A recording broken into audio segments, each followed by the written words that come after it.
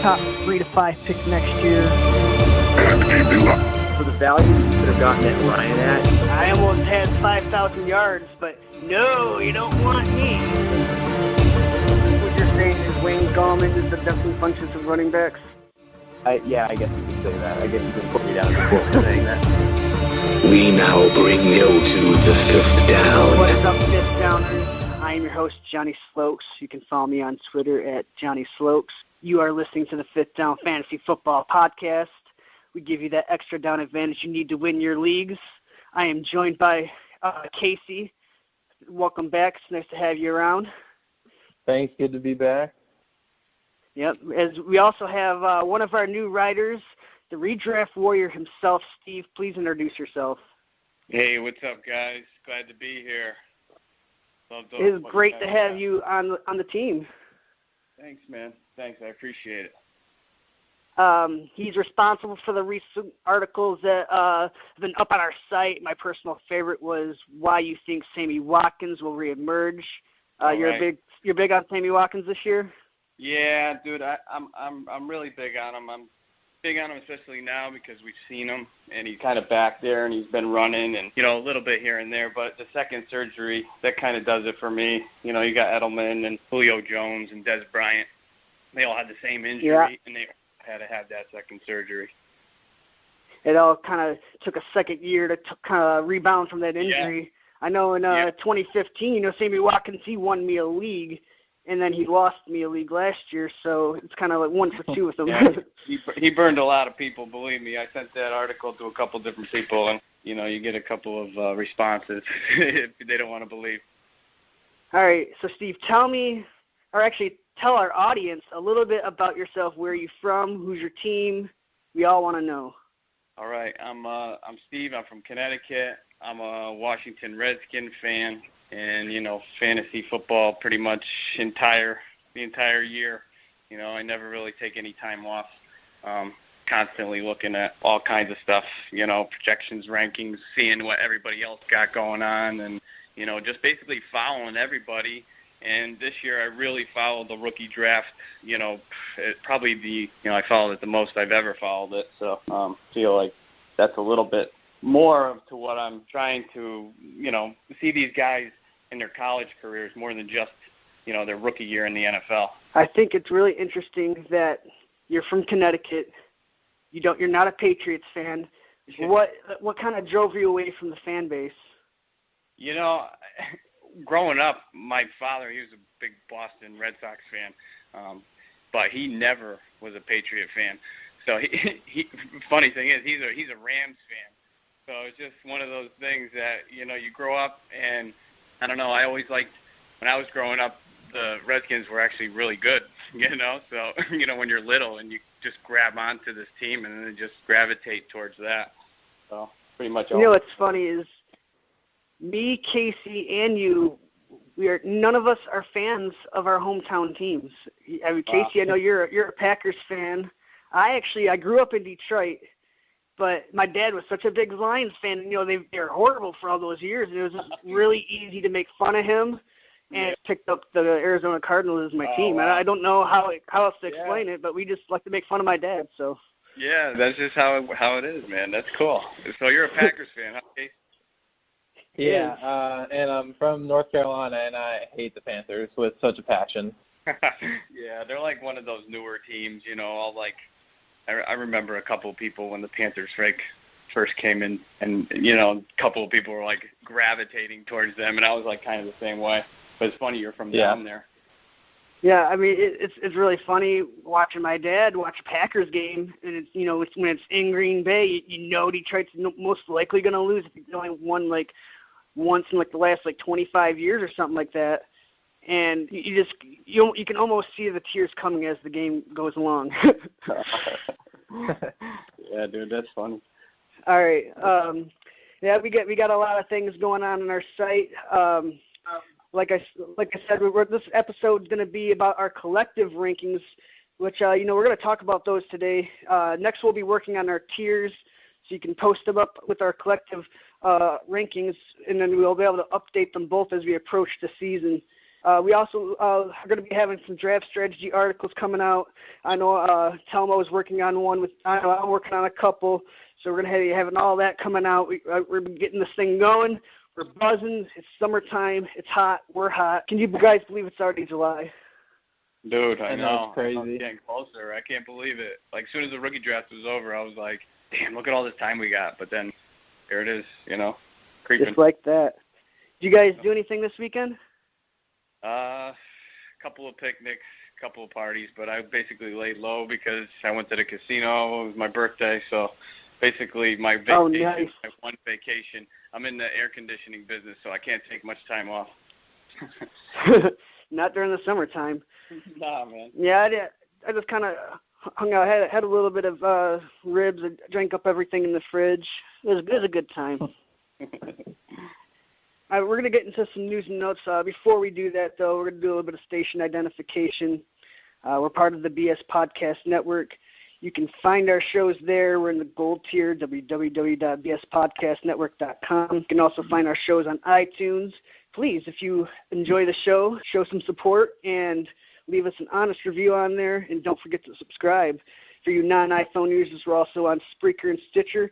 Or if you'd rather listen to us directly, you can download us on Google Play. And yes, www.flurrysports.com has opened. We are up on there as well.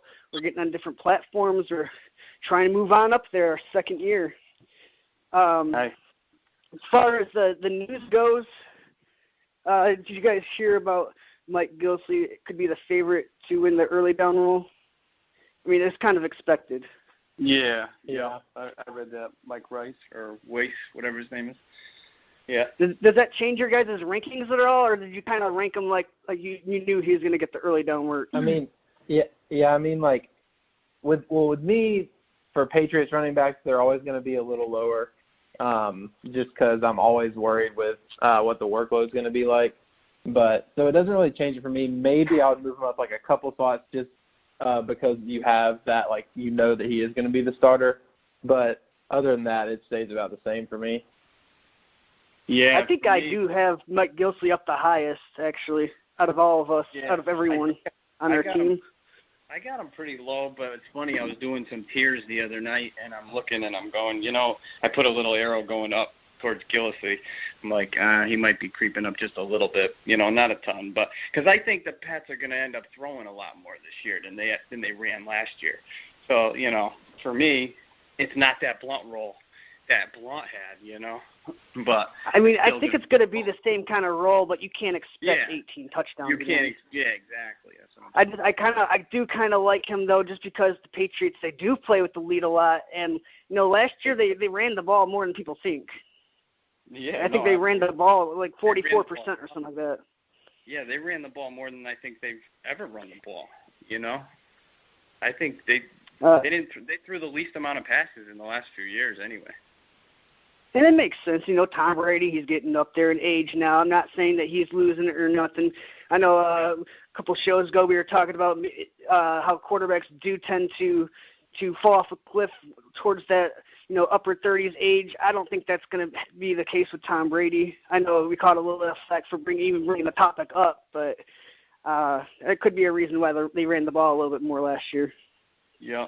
And he was suspended for the first 4 games, so. No surprise, Ryan Matthews to be released when medically cleared. It's not surprising. Are you guys, although, worried about the investigation on Zeke? I was last year, so I'm like, I don't even know anymore. I'm like, I'm like up in the air about it still. I mean, the longer this – go ahead. Oh, I was just going to say, like, for me, like, I was a little worried about it last year, not really, but this year I've just been seeing a little more stuff about it. So, I mean, when you're drafting someone that high, you're always a little worried. But, I mean, if it's in a PPR draft and you're having to choose, that might make you take a receiver before him. But other than that, I wouldn't be too worried about it. That was going to be my next question. If you're picking at 3, do you maybe pass him up for, like, Julio Jones or Antonio Brown or something like that? I still wouldn't. I mean, according to Sirius XM Fantasy Radio, there could be some form of discipline that could come. Yeah. So we'll have to wait that out, It'd be nice to knock his ADP down a little bit. Yeah, I mean, look at Bell last year, right? Didn't he go at the end of the first round, sometimes even later? People were scared. I got him in the second round last year. Yeah, and they knew the suspension was there, but it does knock them back. People get a little nervous. And speaking of Le'Veon Bell, he remains unsigned. The Pittsburgh Steelers have until July 17th to give him an extension. I mean, you're worried at all about him maybe holding out? I mean, there's always that. I mean, that always worries you a little bit. But you would think that the Steelers are smart enough and they use him so much that they're going to pay him and they'll get something worked out. So that doesn't worry me a ton. I would not be surprised, though, if he does play under the tag this year. I mean, he's getting paid like $12 million under the tag. I hope it's just not a distraction. Yeah. Casey, is Crockett Gilmore the starting tight end for Baltimore now? You would think so. I mean, I don't. They just lost Dennis Pitta. They just lost Darren Waller for the year due to suspension. Is he like the next man up, or is it Benjamin Watson? He's old. Yeah, you never know with Ben Watson. I mean, he could come out and produce, but I don't really love either one of them.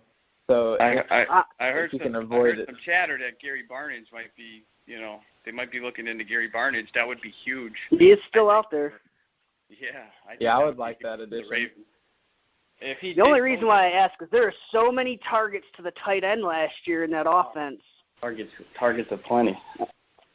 All right. And also I heard that Max Williams, he might not be ready until week 1. So if he's a little bit behind, it tells me that he's not doing training camp. He's not going to do preseason. He's not going to be ready till week 1. He may not be ready for week 1. So yeah. Let's stick with some tight end questions. Is Jake Butt the starting tight end for Denver? I know he's going to start on the PUP list, but I think that he could eventually break the lineup over there. There's a lot of nobodies over there. I know we were always waiting for Virgil Green to break out. That never happened. I think that's really his main competition right now. Yeah.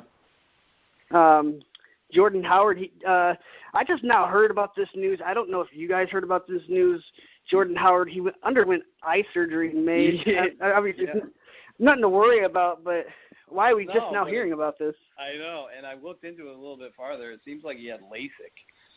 So, I'm not really I don't really know too much about LASIK, but I know it's not like that complicated of a surgery.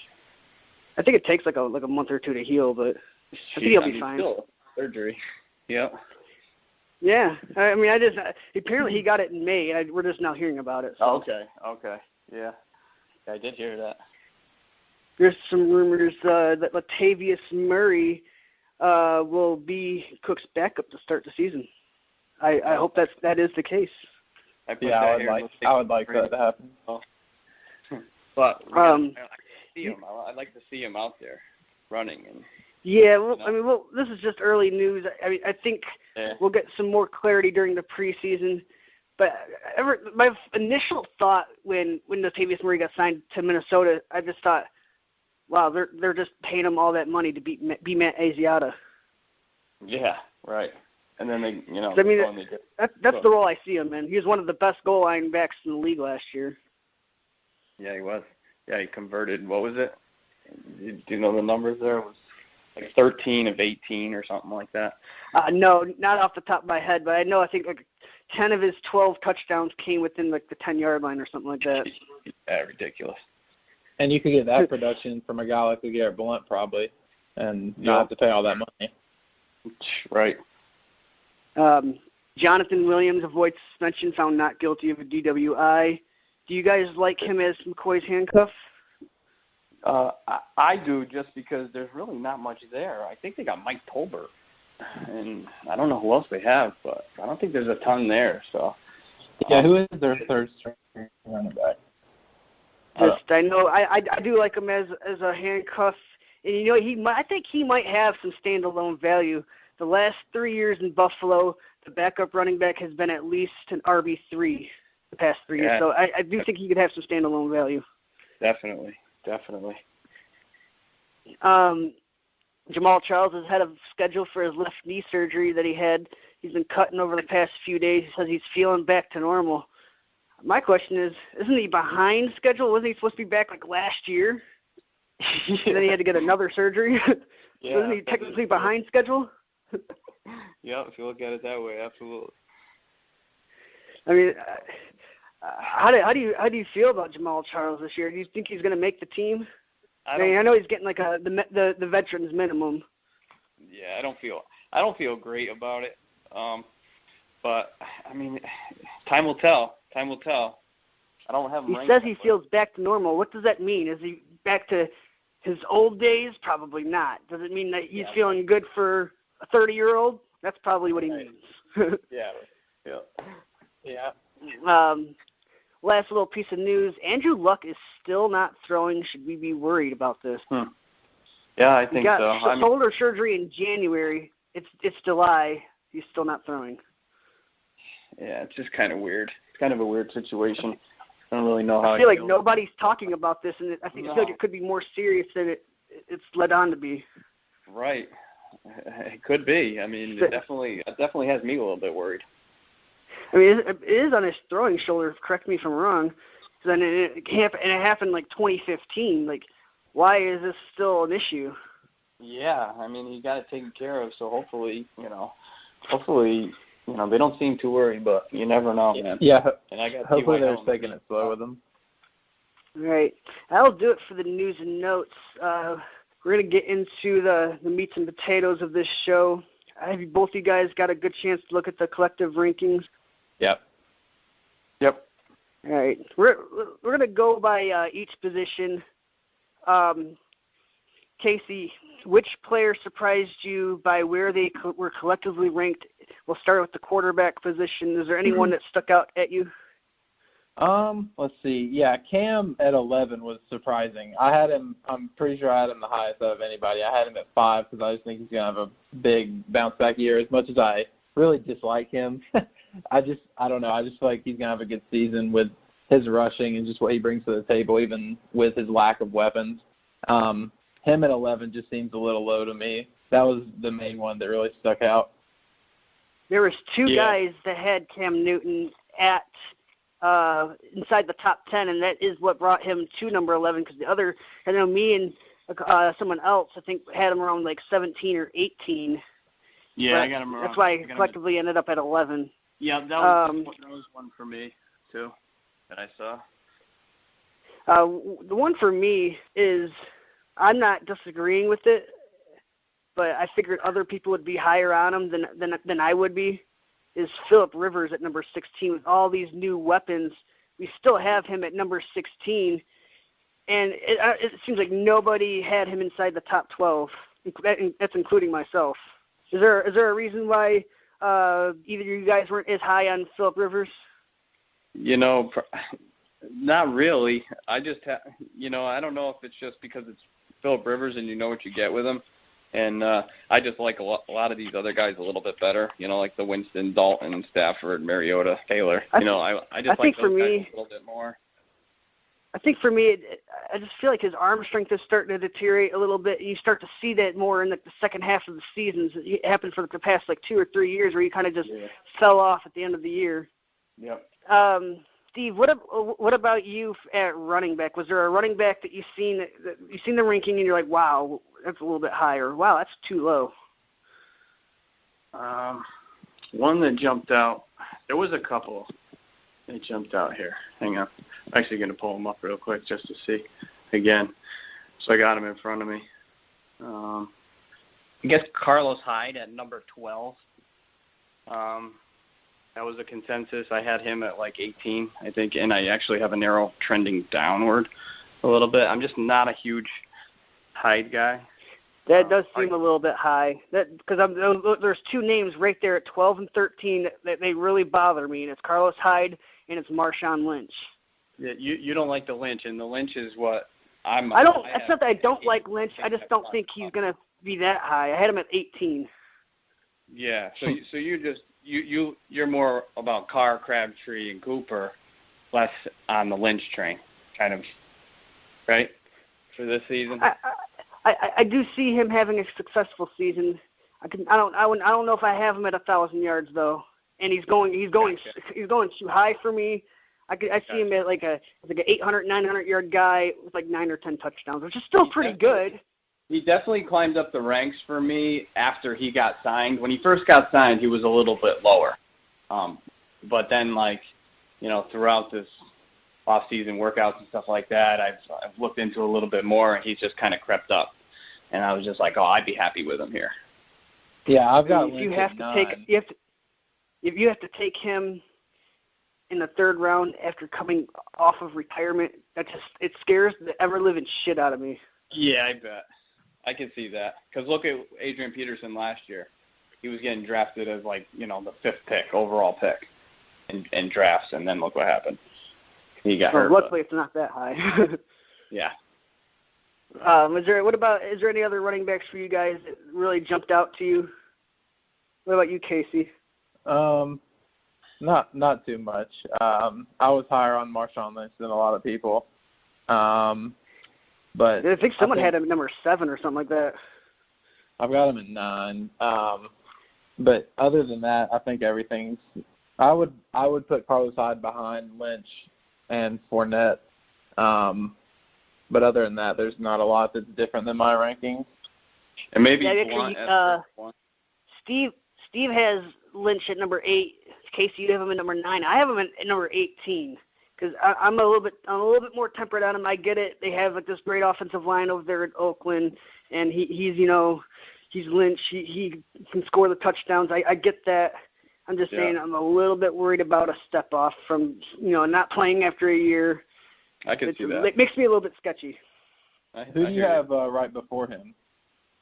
I'm just curious. I got who I have right before him. Yeah, like I'm just curious who you like better than Lynch. All right, let me find the list here. I have Spencer Ware over him. I have Mike Gilsey at 16. I have 15. I have Zaya Crowell. 14. I have C.J. Anderson, and 13. I have Todd Gurley.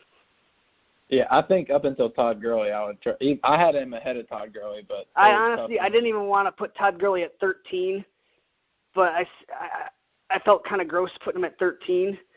I think he'll have a little bit better of a year this year. I like him having a bounce back year this year. I kind of like the Rams having a bounce back year this year, actually. I just like the things they're doing over there, and they worked on their O-line this year too. So, Steve, at wide receiver, was there anything that stuck out to you as kind of like wow? Not really. I mean, I was just I knew Michael Thomas was going to be pretty high, and I'm just not a big Michael Thomas believer, so I got him actually pretty low. I see that. We will get into that a little bit later when we jump into individual positions. We will be talking about some guys that you are traditionally a lot lower on than a lot of other people. Right. The ones that really stuck out to me is collectively at wide receiver. This is a popular opinion, but it bothers me because I don't agree with it. Terrell Pryor is at number 20. We have Jamison Crowder at number 26. I almost feel like that should be reversed. I could see that. I like Crowder. I like Crowder more than Pryor this year. I got them back to back in my rankings, and I actually keep thinking of pushing Crowder above Pryor, but then something keeps me from doing that, and I end up just they're actually back to back in my rankings. I think they're going to be actually similar, so obviously I pick Crowder because his ADP is going to be later. Pryor hype. I feel like Crowder, he is going later. I feel like he's going to fill out that Pierre Garçon role now that he's gone, and you're gonna have Terrell Pryor on the outside. Doxson, he could be the guy that comes in there. Maybe he could take the top off the offense or the defense. Yep. That's kind of how I see it shaking up a little bit. Yeah, I can see that. What about you, Case? I don't know. I'm a little bit. I had Pryor at 21, and I don't really agree with having Crowder ahead of him, but I could see that. I don't really know how I feel about Pryor, honestly, just because he kind of came out of nowhere last year, and He bounced around a lot before that and couldn't even make a roster.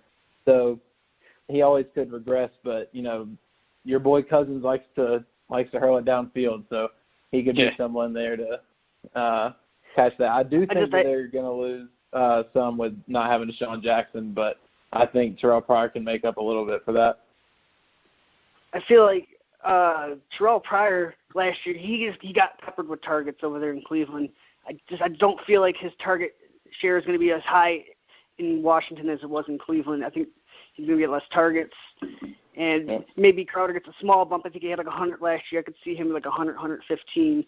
I'd probably put Crowder at like 125, 130, somewhere around there. So I don't think he'll lose a ton of targets, but it'll be a nice offense to be a part of. Yeah. At tight end, the one that really surprised me at tight end was O.J. Howard at number 14, just because he's a rookie, and we have him as a borderline tight end one.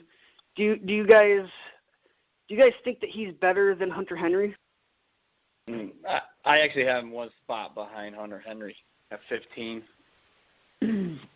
But so I feel like they could be around the same. But I also have Cameron Brate pretty close too. So I think they're going to end up eating into each other. Cameron. I don't think Cameron Brate. That's what I feel. Yeah. I do like O.J. Howard. I think he's better. I think he's a better player than Hunter Henry, but right now I'd still take Henry. I've got Henry at 10 and Howard at 13. I like the Bucs offense this year. I think that he might be that tight end that Jameis has kind of been longing for. I mean, Cameron Brate did pretty good, so I think having a guy like O.J. Howard there, if he stays healthy, I think he could end up being really good and surprising a lot of people. And I think he could even end up in the top 10 at the end of the year. Like, he's got a pretty high ceiling to me. I feel like him and Cameron Brate are going to eat into each other's time, but at the same time, Tampa Bay does use a lot of two tight end sets, so maybe it's not that big of an issue. I have him at 22. Okay. Yeah, and with Deshaun Jackson, go ahead. No, I'm just looking at the guys like right behind him too. I feel like once you get after the top 6, 7, maybe 8 tight ends, it's like a crapshoot. All the next 10, you can pretty much mix them up. So I'm going, I'm looking at Julius Thomas. There's a chance Julius Thomas jumps those guys, because of Gates or Adam Gates. Yeah, Adam Gates. And so I can see that too. It's just, I guess it's a preference thing too. And you see the new shiny toy, and you're like, O.J. Howard. Look what Jameis can do with this guy. You want to see it. I'm just gonna go rapid fire through a few more that kind of surprised me. We collectively had Todd Gurley at number 10. I think that was a bit high. We already went over Cam Newton at 11, but ones that kind of irritate me that were too low is at running back, Theo Riddick at 28 and Ty Montgomery at 25. I feel like they're both going to easily exceed those rankings, especially in PPR leagues. I feel like we're a little bit too low, especially Ty Montgomery. I know we were talking about him a little bit yesterday. He's really going to move up my board. He's one of those guys that I think I might have to put him in like the top 15. He's definitely if he moves up in yours, he's definitely going to move it up in our consensus rankings, right? He should end up around Theo Riddick, I would think. I got Theo Riddick. I just feel like we were just too low on Theo Riddick, though. I mean, I think one point last year he was an RB1. Yeah. Before he went down. Yeah, it was just tough. Like, as long as he's in that role and Abdullah's healthy, I think he's going to get his. It's when they try to give him all the carries, and it takes him out of his element is where he struggles. Well, I think the Lions know that that's not who he is. They were just forced to do it last year. They had no option.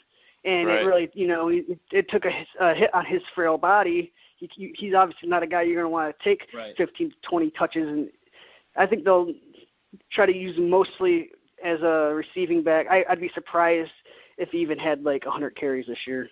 I know he didn't last year either. So, right. Am I the only one with Marcus Mariota as a top 10 quarterback? Why do you guys hate Mariota?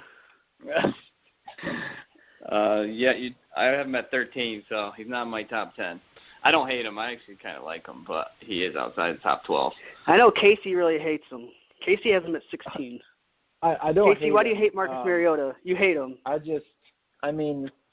do like him, but I do think he could be down or in for a down season. And, I mean, it's just like the guys that I've got ahead of him, like Tyrod Taylor, Phillip Rivers, Dak. So, I mean, I like those guys a little bit more. I would take Mariota over Tyrod. That might be the one I would switch, but he's just not there for me yet to put him that high. If he has another good season this year, he'll probably end up in my top 10 next year. But as of right now, I like him where I've got him.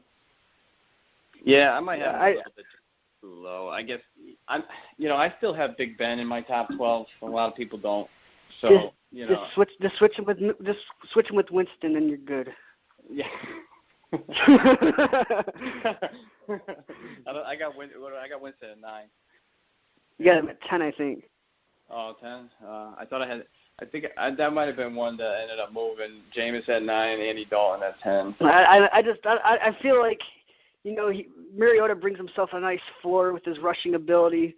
And if you're comparing him to a guy like Jameis Winston, he's not typically going to turn the ball over as much. He's more careful with the ball. They went out in the off season. They got 3 wide receivers and a tight end. It indicates to me that, I think Tennessee is going to throw the ball a little bit more. Maybe they'll be more of a balanced offense, which is essentially going to make them really hard to be stopped this year. I think they're going to have one of the best offenses in the league. Maybe not this year, but definitely like the next few years. Well, they're definitely doing all the right things. So the arrow's pointing up for the Titans. Yeah, definitely. All right. I had the pleasure of seeing and knowing how everyone ranked their players, and what I did is I took all of our rankings and I averaged them together. Sometimes there were players that had the same average, in which case I went by the highest achieved rank by individual ranker as a tiebreaker. Mm-hmm. For example, Tyrod Taylor and Phillip Rivers both had the average rank of 15, but because I was high on Tyrod, I had him at 12.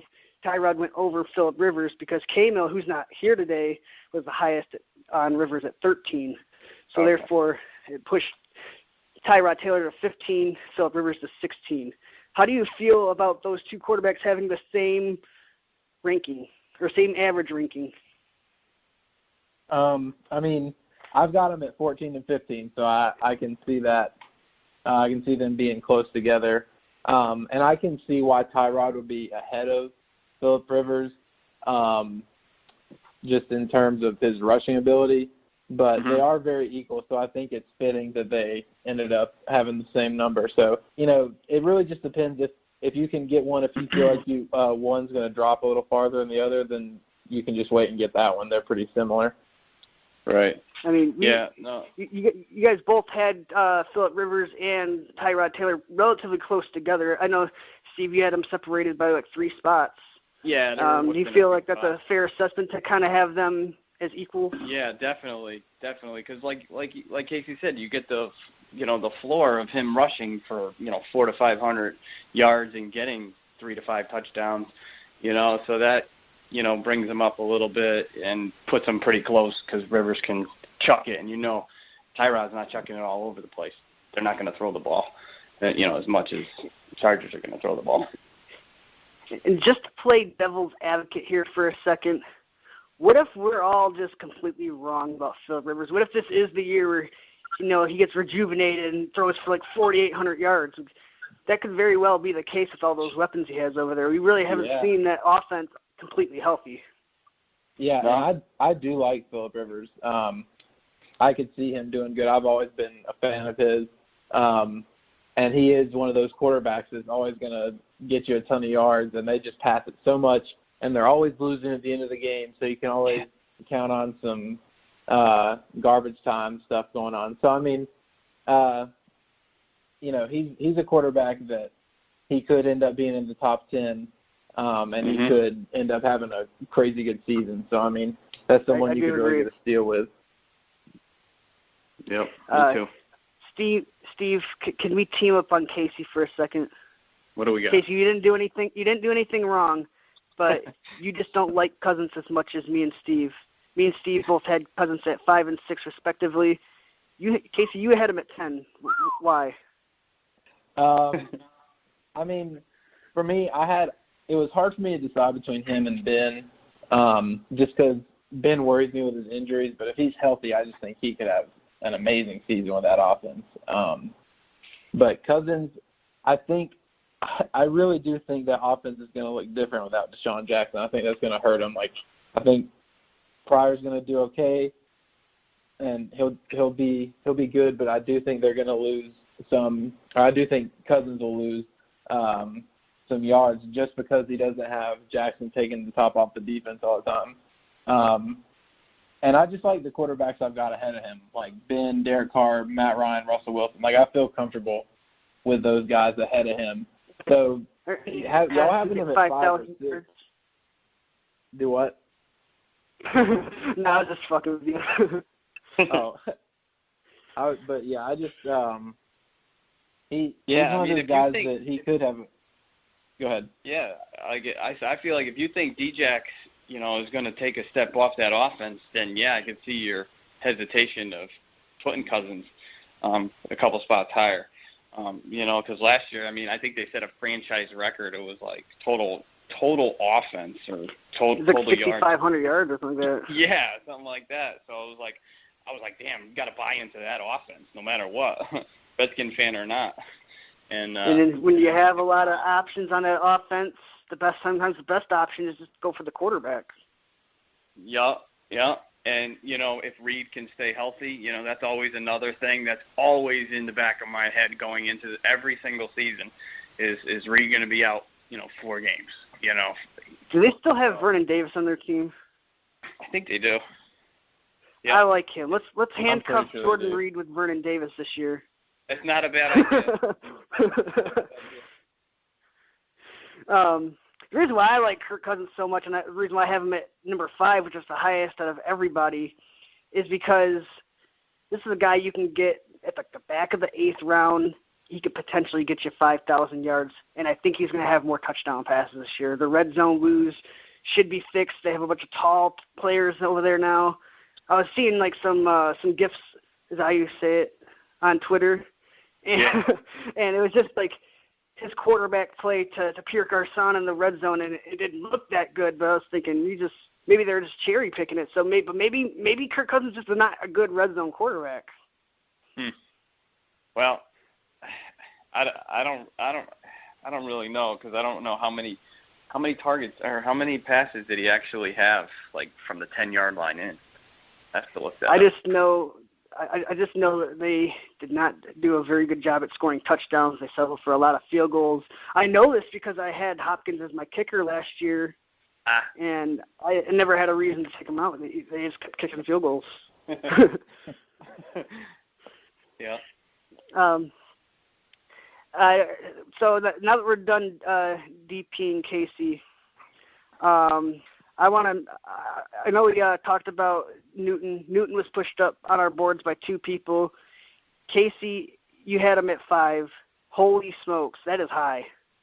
Him and Winston probably had like the most polarizing rankings among our analysts. I know Telmo, he also had Newton at 7. Me and Steve, I think we're on the same page about this one though. Okay, yeah, I got him pretty deep. He's definitely out of my 15.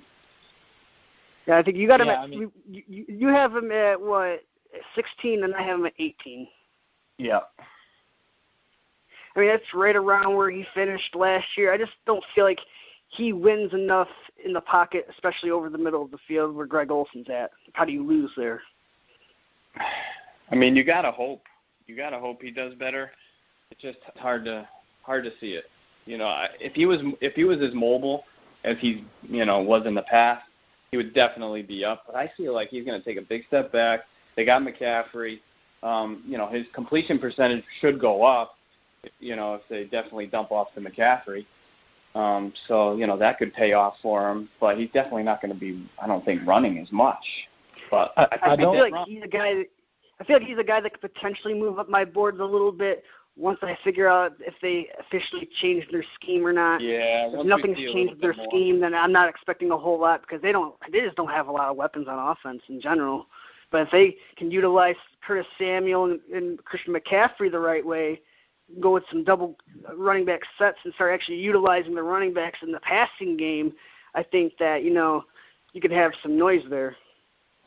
I don't like what's happening where I'm becoming a defender of Cam Newton. I don't like having to defend Cam Newton and say why he's going to do good. You need to defend your number 5 ranking with conviction. You're a believer. You're a believer in Cam Newton coming back and being Cam Newton.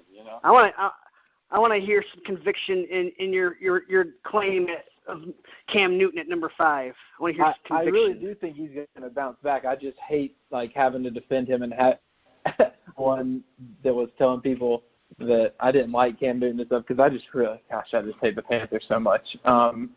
Yeah, right. I just think he's going to have a bounce back season, and I do think I disagree with he might regress a little bit in rushing, but his how many touchdowns? I don't think he regressed there at all because it was so low last year. I think he only had 300 and something yards rushing last year. That's a career low for him.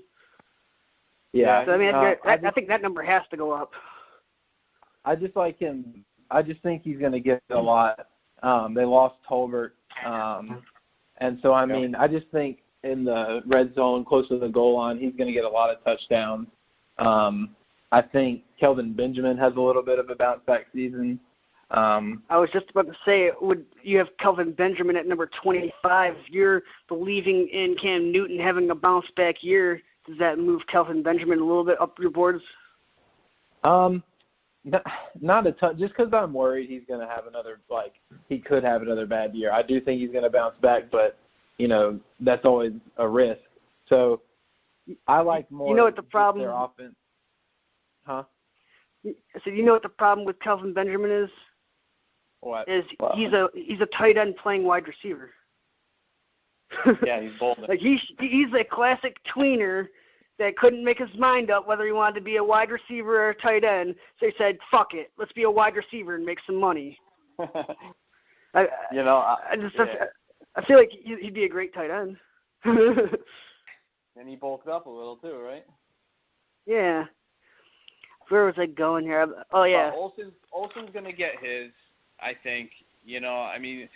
He could take a step back, but I still think with McCaffrey there, Olsen's probably gonna get his. He's gonna find that seam, that 30-yard catch.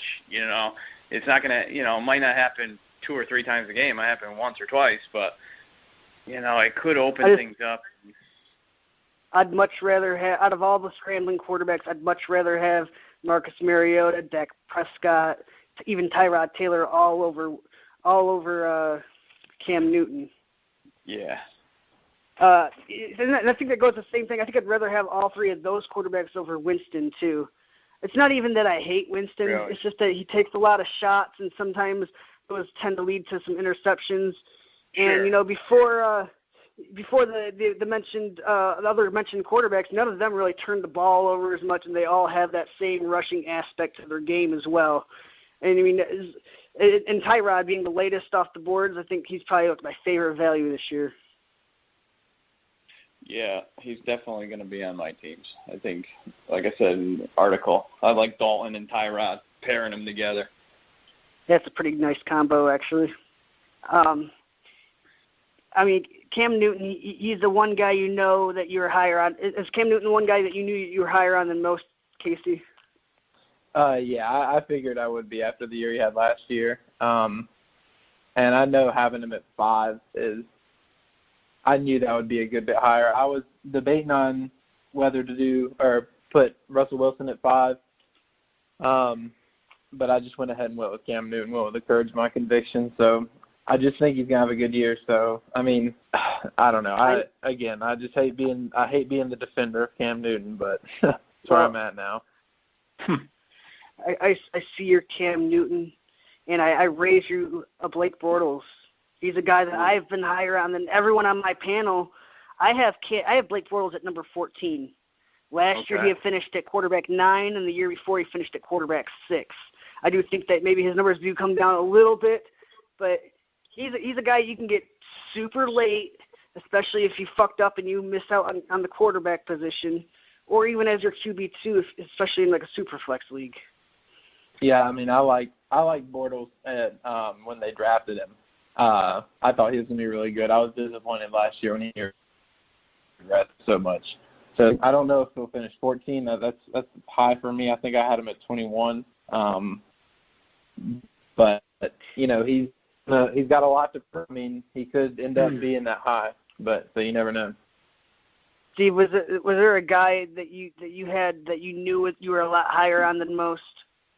Probably. Well, I figured I'd be higher on Dalton, and Wilson at 5. I thought I was a little bit high, but I guess not. So where'd you have Dalton at? I had Dalton at 10. I got Dalton at 10 now. Yeah, that was a bit higher than everyone else. Most of our panel ranked him at 16. Casey had him at 18. I had you down at 11. That's probably another guy that you changed. Yeah, that was I think that was a big bend. I think I moved things around right in there. But yeah, I got Dalton right after Jameis. I don't know. I like the article says, I'm just big on Dalton this year. So, you know, he takes that spot for me. But yeah, the other ones, no. Dak Prescott. What did you have Dak Prescott? What do we have Dak Prescott at? I was actually the highest on Dak. Dak was collectively at number 14. You had him at 15. Casey had him at 13. I had him at 11. Okay. All right. So you think I think he takes the next step up though. I really like his efficiency, and he's starting to gel with Dez a little bit towards the end of last year. I think he's going to be just fine this year, especially if you want him as a borderline QB1. Yeah, it could work out for you. I'm not sold yet. I got to see him do it. I know it's kind of hard to pull the trigger once you only seen him do it his rookie year, and yeah, there's other quarterbacks that had good rookie years that ended up not panning out. Yeah. So I don't know. I feel you on that. I think Zeke's going to have an even better year than he had last year, and that the passing offense will take a little bit step back, not a huge step back, because I do think Zeke's going to get more catches. But I don't know. It could play out. All right, we're going to step back here, and I actually want to tell the listeners who we had in the top 12 at quarterback. No surprise. We had Aaron Rodgers at number 1. That's no surprise. Collectively, we had Drew Brees over Tom Brady at number 2. Does that surprise anybody here? That's higher than I had. I had Tom Brady at 2. We all of us here had him at 3.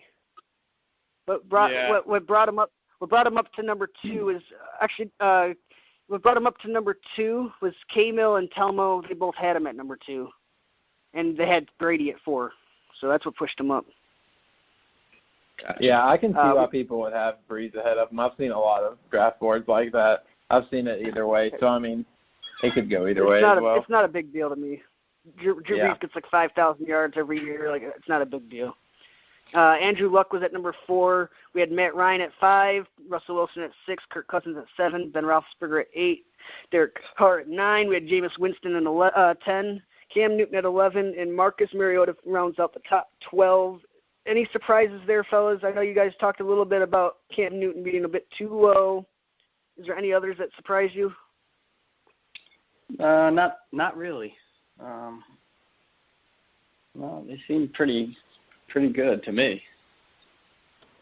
Yeah, other than Cam, I mean, Mariota's higher than I had him, but other than that, I mean, it's pretty standard, I would think, for how most of rankings have been.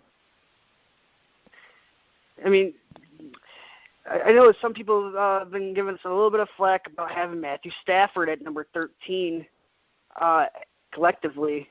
Do you think that we're a little bit too harsh on Matt Stafford? I think we're just about right. I know 3 of us had him at number 12, so you could conceivably have him as your QB1. But I just don't like how they tend to slow their offense down because their defense is so bad.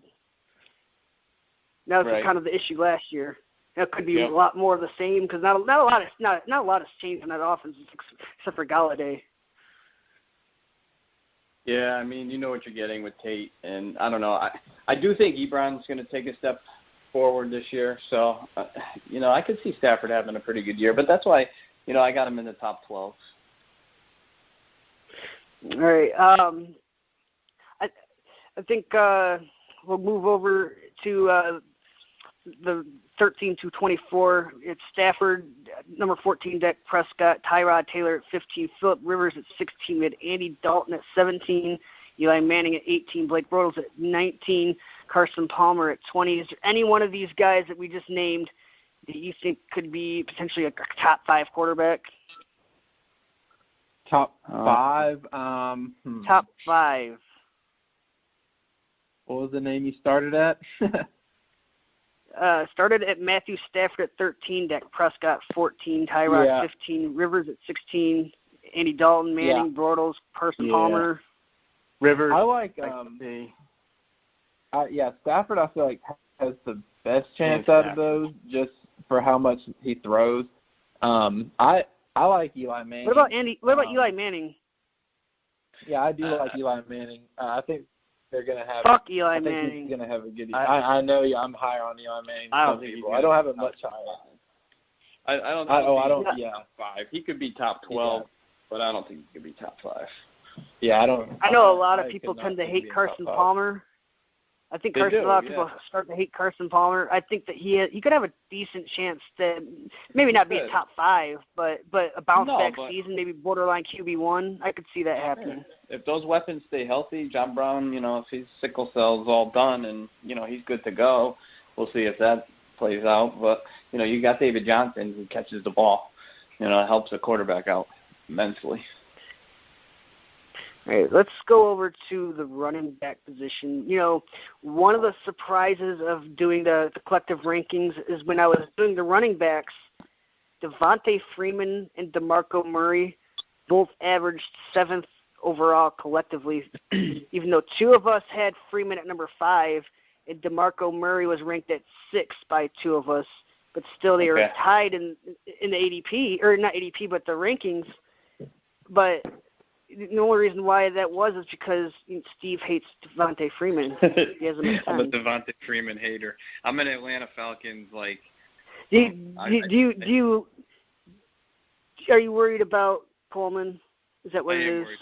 I'm worried about Coleman. I think Coleman could definitely get a lot more work this year, especially with the change in regime and that whole Atlanta Falcons offense. I feel like they have to take a step back. What if I told you that Devontae Freeman actually had better games when Tevin Coleman was on the field than when Tevin Coleman was hurt? Yeah, I could see that, but I could just see them splitting a lot more time than they did last year, just because of the contract situations and how management is and stuff. I just thought it was interesting that both Freeman and Murray were both averaged at 7, yet DeMarco Murray you can get in the second round. True.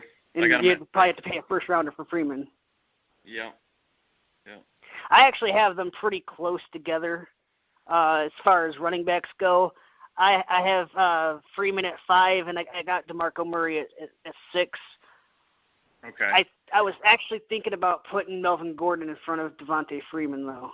But I just feel like that Devontae Freeman plays in a better offense. Right. I kind of like the running backs in the good offenses. Yeah, I got an arrow pointing down on Jordan Howard, and I got Jordan Howard one spot ahead of Freeman. So Freeman would jump up to 9, I think, if I did move him down. So he would crack the top 10. Yeah, I think a lot of us liked Howard at number 8. That's where he ended up at number 8. I think, though, it felt kind of, I'm not going to lie, it felt kind of weird putting Jordan Howard down as my 8th best running back. Yeah. I hear you. Just because, he plays in a bad offense. But he's one of the best players on his team. So he's going to get his. It's just, how many opportunities is he going to have to score? Right. I know. I'm a little hesitant on him as well. There's other guys around where I've got him ranked that, I'm kind of high on Leonard Fournette. Got him at number 11. So I could actually having a better year than Howard. I had him. Yeah, I had him. I had Leonard Fournette the lowest out of everybody. I think I almost had him irresponsibly low. I had Leonard Fournette. Where the fuck did I have him? I had him at 22. Damn. Everyone else had him as a borderline like RB1 except for me. Yeah, I had him at 13. I just feel like he's gonna going to get the majority of the share over there. It's just that offense scares the fuck out of me. I'm still not sure they have a good offensive line, and he seems like a guy that kind of seems like a guy that's more dependent on an offensive line. Yeah, and you're higher on their passing offense this year than I think I am. we are too. I still think they're going to lose a ton of games. So. Yeah. I see him getting. They wouldn't be the Jaguars getting without 7 to 9 touchdowns. I think he can get touchdowns. I want to say he has a shot at 1,000. I'm just not sure there's going to be enough opportunities if they're always losing. You know what I mean? Yep. And also, I'd like to see how much are they going to use him in the passing game, because maybe he doesn't get that. Maybe Yeldon gets that. Yeah, he might not. You know, Yeldon should stay there. You know, I don't know if Chris Ivory's going to stay around. They should just cut him. I think they're kind of wrapped in a tough contract with Ivory, I think. Really? Yeah, I think they gave him like a 4 or 5 year deal or some stupid shit like that. I don't know. We're going to round out our top 12 running backs here. We had David Johnson at number 1, Le'Veon Bell at number 2, Ezekiel Elliott at number 3. No surprises there. LaShawn McCoy was number 4, Melvin Gordon number 5, with Devontae Freeman at number 6, Murray at number 7, Jordan Howard at number 9, Jay Ajayi at number 10, Jay Ajayi at number 9, Todd Gurley at number 10, Lamar Miller at 11, and we did have Carlos Hyde at number 12. I feel like that should be changed. Yeah, I don't like. I had him at 14, but I don't like him being ahead of Fournette and Lynch. Yeah, I feel like 3 or 4 names in this list that I'm not really targeting, really. Like, I'm pumping the brakes on Jay Ajayi. I'm pumping the brakes on Todd Gurley, Carlos Hyde, even Jordan Howard. I just feel like, you know, those are guys that on offenses, they're really not that good. You know what I mean? I'm not saying that they're not talented. Their offense around them isn't as good. And this it year, kind of worries me, especially if you pick these guys in like the top 2 rounds. That bothers me.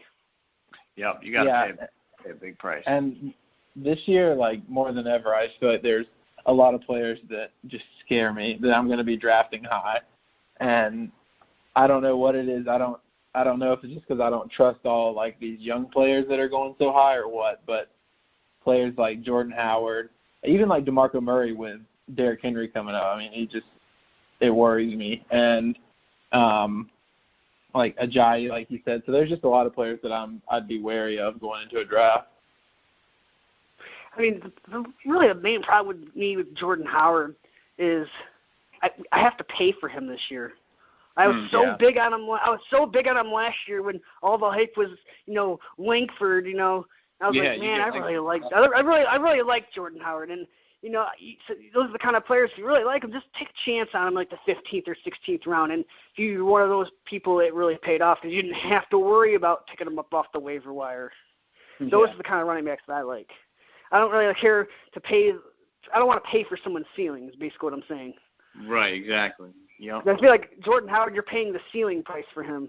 I think you're right. I think you've seen what Spencer Ware could do too. You know what I mean? People are paying a lot for Spencer Ware, and I'm just like, I don't know. He's the same kind of I don't know. I feel like we've seen what he can do already. I'm a little bit worried about Spencer Ware, but I do like his talent. I'm just a little bit worried because, you know, they got Kadeem Hunt over there, and, you know, there's been a lot of hype about him possibly stealing a lot of the work over there. I don't know. We'll see. Yep. I do like Spencer Ware, though. Touchdowns could be an issue over there, I guess. Usually are. Leonard Fournette and Isaiah Crowell, they are both averaged at 14th overall. How close will they finish this year, Casey? We'll go by fantasy points per game, minimum 8 games played. I would definitely go with that. But that's just me. I know a lot of people are really high on Crowell. But I don't think there's much difference in terms of talent between him and Ezekiel Elliott. They're just on much different teams. So I just like, if I'm going to have to choose between a guy like him and Crowell, I'm going to go with who I think is the better running back, even if their situation's not ideal. So, yeah, it's not that close for me, honestly, with Fournette, just because I think he'll have a pretty good year. But I know a lot of people like Crowell. Can we make a bet right now? Not with any money, but Casey, let's make a bet. I bet that Crowell finishes over Fournette, and you bet that Fournette. You bet the other way around. The loser has to shave his head. Oh, I don't know about that. How long is your hair? I'm not a big. Not really long, but I'm not a big head shave guy. Oh, that makes it perfect then. I that's how comfortable I feel with that Crowell over Fournette. Over Fournette. And I like my hair. That's that. I like my hair too. I got gorgeous Goldilocks. If it makes you feel any better, I wouldn't make that bet about anything. All right. There were several players at the running back position that had the same averages between the rankings. So I kind of want to just go through each of them and get your thoughts on them. The first one was C.J. Anderson and Spencer Ware. They both had the average ranking of 18.4. So, and I believe C.J. Anderson got the edge over him because I had C.J. Anderson at 14. I know it's a little bit higher than what you guys had him. You guys had him in the 20s. Man, I think I do though like him a little bit better than Spencer Ware. I got him 3 spots in front of him. Okay. Yeah. I got Spencer Ware at 17. I could be pretty low on C.J. Anderson. I kind of like C.J. Anderson. I've been actually picking him up a lot in these mock drafts because he's going so late. So, I'm liking him more and more, and I'm liking his opportunity. And I'm not a big Booker guy. And they got rid of Capri Bibbs, and I was a huge Capri Bibbs guy. Where did he end up going? Did he go like the Rams or something like that? No, he's with the Niners, and Shanahan wanted the Niners. So I'm like, man, he could be like a sneaky, Capri Bibbs, starting running back for the 49ers. Yeah, but, yeah, I got him pretty low. I think he's at like 24, 25. Yeah, I noticed that. I noticed that you were a little bit lower on him. And is it because of the injury history, or do you think he's going to lose a lot of work? I always owned C.J. Anderson, so I have a love-hate relationship with C.J. Anderson. I know he has talent, but man, he just drives me crazy with not being on the field. So that's why I wish K-Mill was here. K-Mill's a Broncos fan, and he loves C.J. Anderson. Man. He'd I feel like we always talk about the Broncos. I mean, if he plays a full season, he could roll, man. I could definitely see him top 12. If he stays healthy the whole year. We'll only talk shit about the Broncos when K-Mill's not here. A couple more. This one to me is gross. I don't like this at all, but Ty Montgomery and Eddie Lacy both had the same average rank together at 25.2. I just think that they're so far apart. It's not even fun. I was laughably low on Eddie Lacy compared to you guys. I think every one of our panel members, they had Eddie Lacy somewhere in the 20s. I had Eddie Lacy ranked at 42. I just feel like it's gonna be a crapshoot over there in that offense, and I still have them higher than Rolls, but they're both right there next to each other in my opinion. Yeah, I mean, I can see I think it's definitely going to be a ranking that's going to change. It's just I don't know who's going to be the dog right now, so I don't know. So I have them both ranked low. I just like Lacy in that role over there in Seattle. So, I mean, that's the only Does it reason. remind you of Beast Mode? Yeah, he really does, man. And it's like if he could keep doing what he's doing, and he's not in Wisconsin, so it's a different scenery over there. I'm kind of more hoping for a Eddie Lacy bounce back year over in Seattle. So I'm high on him. I'm 21. see, the fifth down, we well, I can't really say we. More like I made a bet with Pirate Life Football on who would finish higher between Eddie Lacy and then Thomas Rolls. I went with Eddie Lacy. I was like, I think he's better than Thomas Rolls. But, you know, you really don't know what you're getting. They're both injury prone. You know, Eddie Lacy does have the weight problem that he seems to have under control at the moment, so that's good. But I don't know. I just think Prosise is the best one out of the bunch. I really like Prosise. I got him low just because of the opportunity. I don't know if he's going to get a ton of opportunities over there. He should third down role, but still he's, you know, ranked pretty low. But last year, I thought he was the best running back on the team. You know, and then he got hurt. He was going off, and then he got hurt. I started with that game. Yeah, Casey didn't even rank C.J. Prosise in his top 36. I know you didn't either, but you got him at 41. No, I didn't. I got him at 29 though. I think I do like him quite a bit. Yep. Yeah, you do. And they liked him all out there last year. I think they wanted to get him more and more work until he got hurt. So that's someone who I think could be a sneaky good play. Yeah, and he bulked up too on the off season. He said he gained a little bit of weight too. So that should help him hopefully stay out on the field too. Yeah, and you know, he's probably a guy that, especially in like keeper leagues, that you could probably keep at a super cheap price, probably for free too, if you're in one of those kinds of leagues. Yep. Yeah. Let's see. The next one I want to talk about is Doug Martin and Adrian Peterson. They both had the same average ranking as well. Who do you? I mean, according to your rankings, who do you like more? Doug Martin or AP? I mean, AP is getting up in age. Doug Martin suspended for 4 games. Like, who wins? Yeah, he's out for 3 weeks. So I feel like Doug Martin a little bit more. I think he's like 4 or 5 spots ahead of Peterson, just because I'm not really believing in Peterson. I think he's going to play. You know, if he's healthy, he's going to be out there. But Ingram's not going anywhere unless he, you know, gets traded or something. But if he's still there, he's going to get some work. So who do you like more, AP or Charles? I like AP better than Charles. Okay. I just feel like there's just nothing left in the tank for AP. I know they said he was looking good in minicamp, but I don't know. I just feel like there's not much left there. He's like 31 years old. I feel like that at this point, at least I'd rather trust Jamal Charles' hands over Adrian Peterson's knees.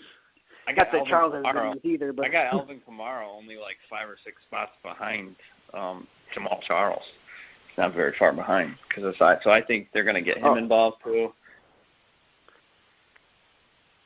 Yeah, I mean, Alvin Kamara, he's a guy that could be. They said they like to be able to utilize him either in the backfield or in the slot. They like him as a receiving option. That could hurt Ingram a little bit too.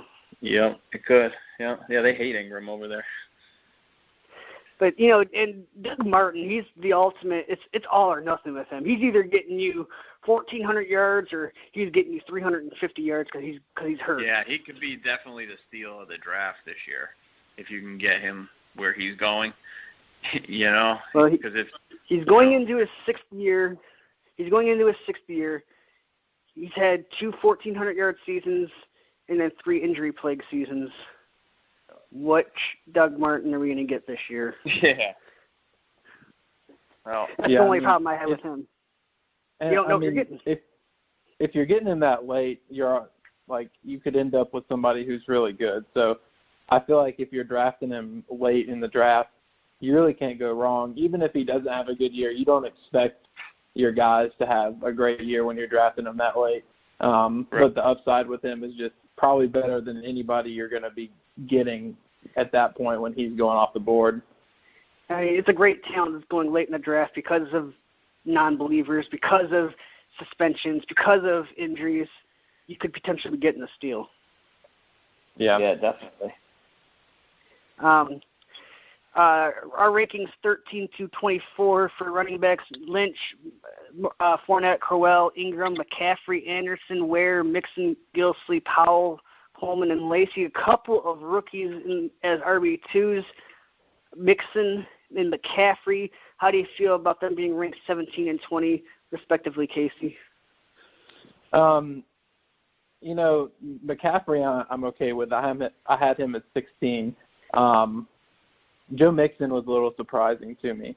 I had him all the way down at 33, just because you don't know how that backfield is going to shake out. He could end up getting a lot of work, and he could end up not getting a lot of work at all. And so I just don't like. You were 33 significantly lower than most of our panel.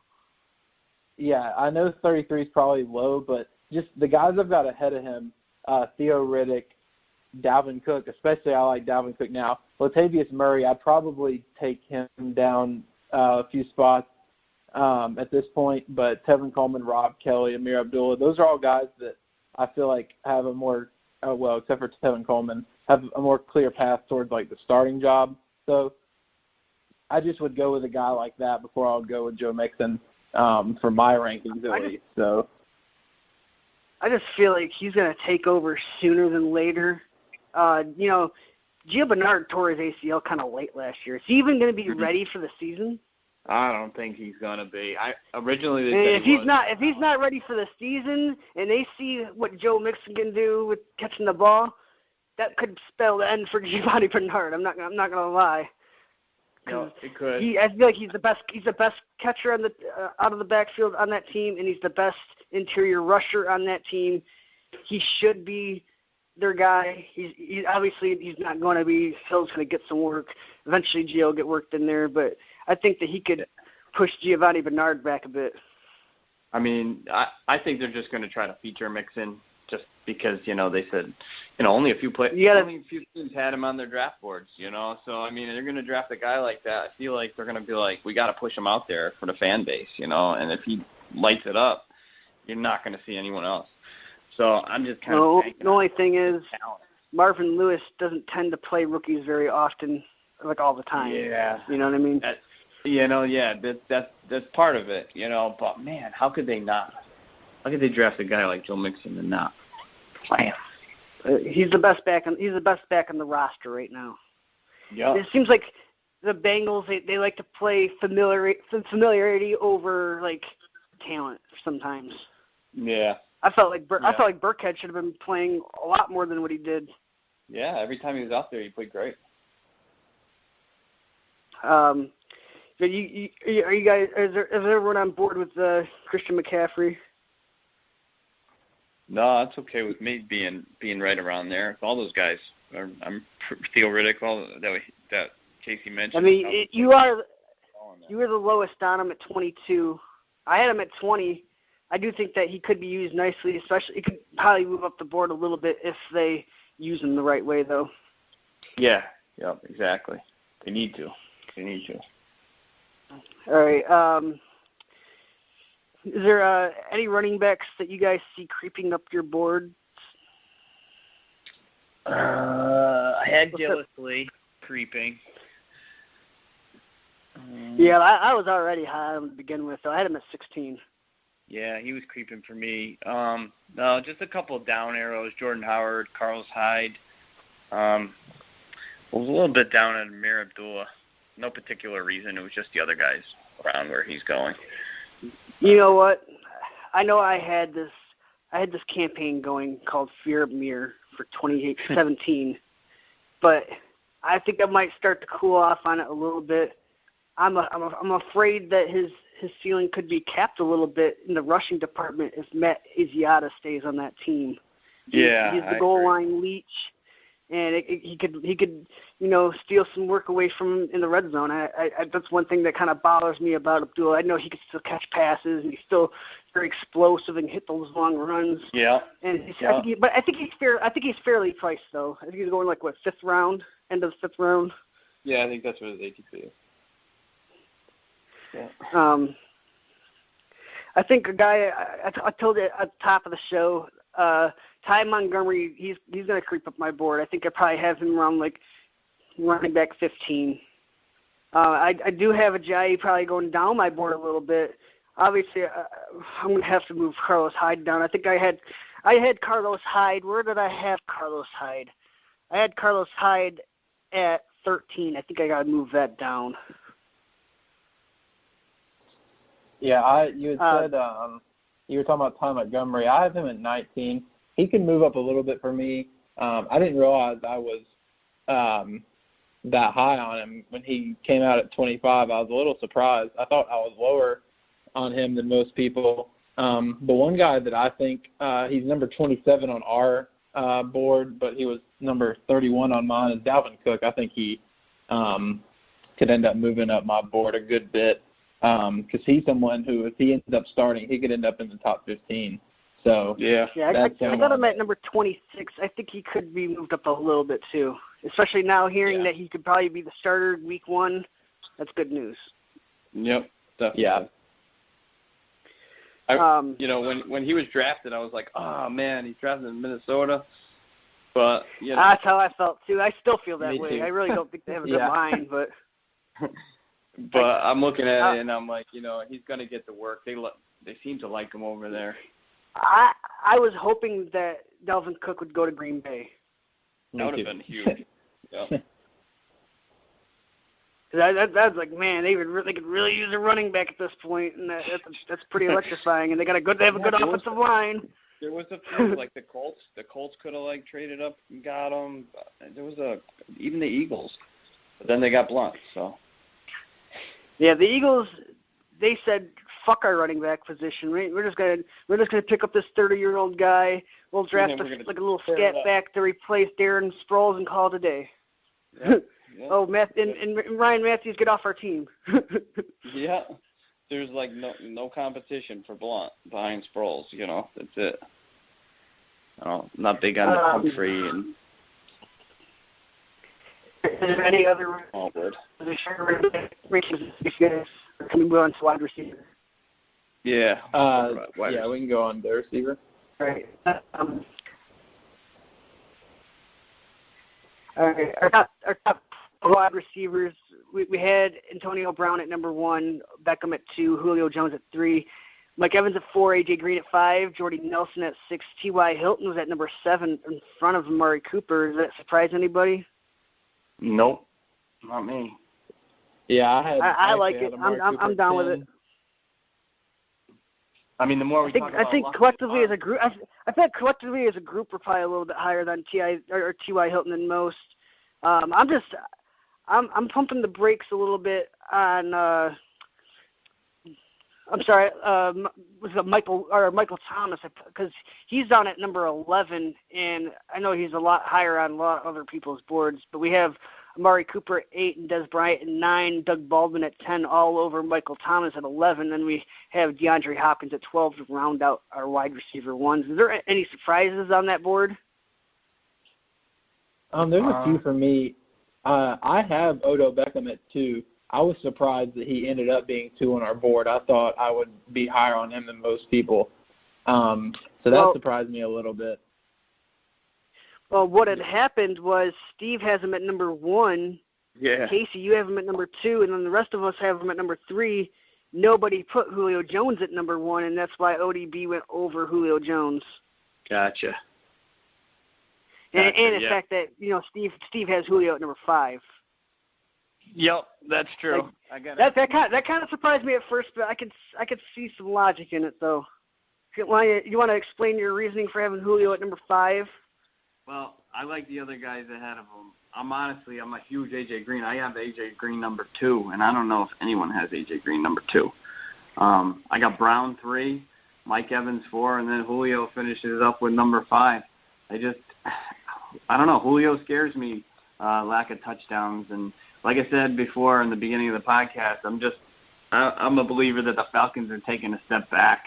And that's, still top 5. Anytime you talk about an historic offense, the next year you should be thinking about regression because it's hard to do that like 2 years in a row like that. So it's natural to think that there's going to be some regression. But is it possible that with all that production that they had last year out of like their wide receiver Sanu and Gabriel and all that, is there any chance of some of their production spilling over to Julio Jones? Is maybe they're the ones that regress and Julio Jones is still a man and he gets his? Sure. Yeah, that most certainly could happen. Yeah, it definitely could happen. But I like Sanu.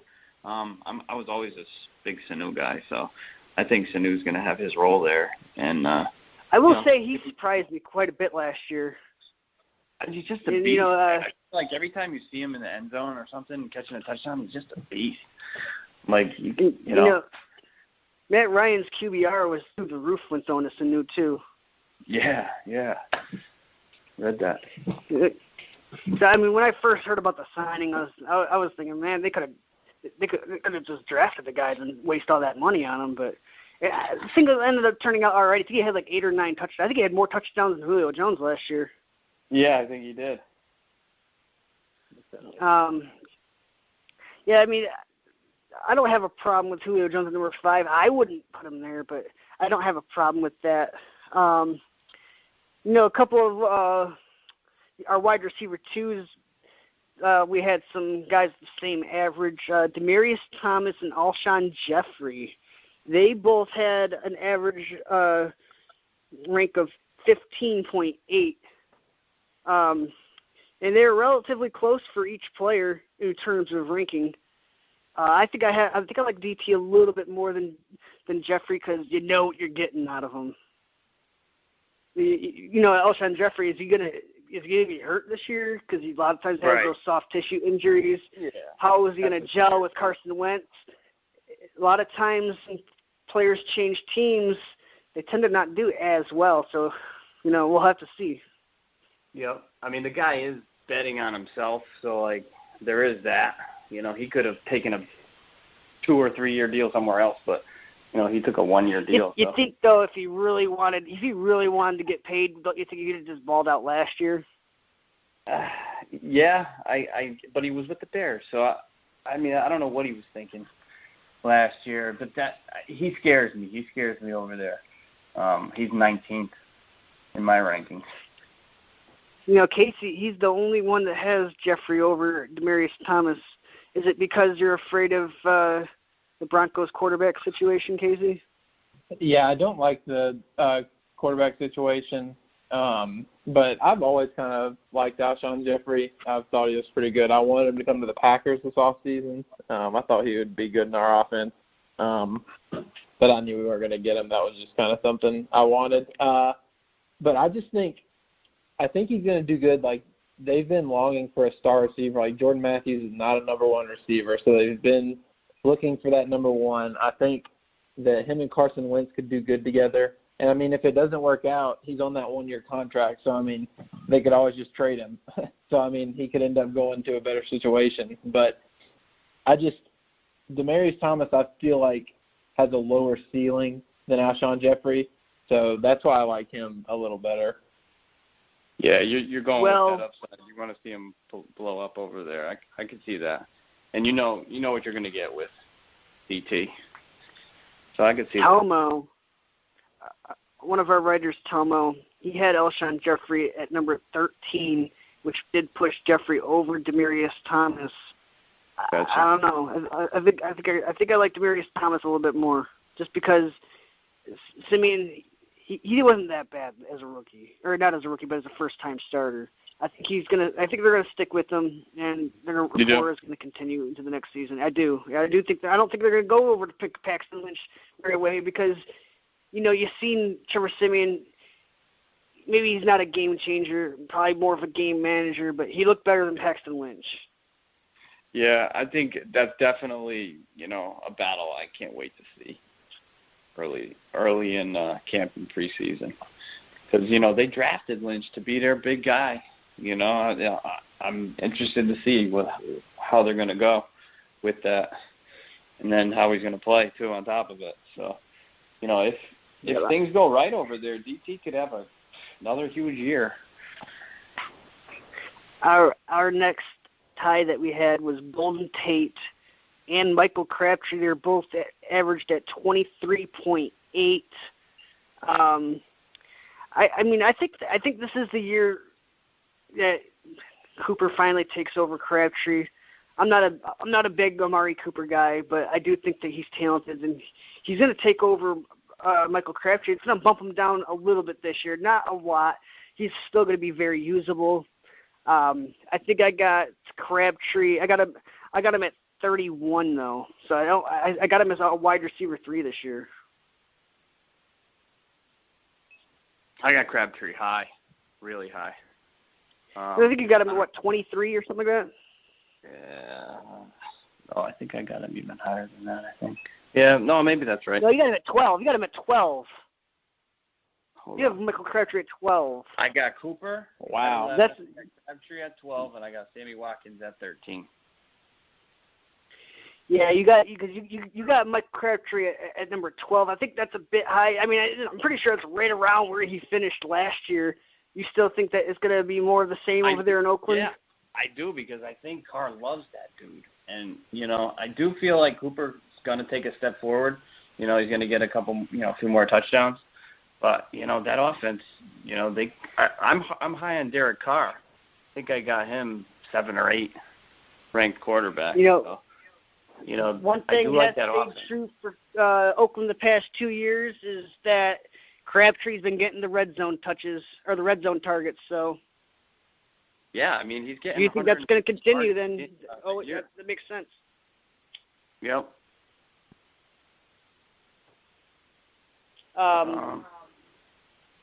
Yeah, the last 2 years he's gotten one guy. I think one guy that I was. Oh, never mind. I'm sorry, you were breaking in and out. I didn't know you were even talking. No, it's all right. Go ahead. No, I was just gonna say one guy that I feel like I'm pretty high on him. It's Jordy Nelson. I have him at number 6. But I think Jordy Nelson. I think that's a guy that I could probably put at like number 4, maybe even number 3. I think that. Maybe I was a bit too low. He's a guy that catches a lot of touchdowns, and he's one of the best offenses in the league. I have him at number 6, but I feel like I could still squeeze a little bit more out of him, maybe push him up to like number 4. I could see that. How do you guys feel about that? Especially another year removed from his, ACL, or I feel like he could definitely do that. And like you said, he catches a ton of touchdowns. And I'm a little. What was he, number 2 last year? Yeah. He was number 2 last year, and he got off to a slow start too. Because he did kind of, because he was recovering off an ACL. I think maybe we can just get a season long of him just being a beast. I know he's getting up there in age. Yeah. So maybe number 6 is all right for him.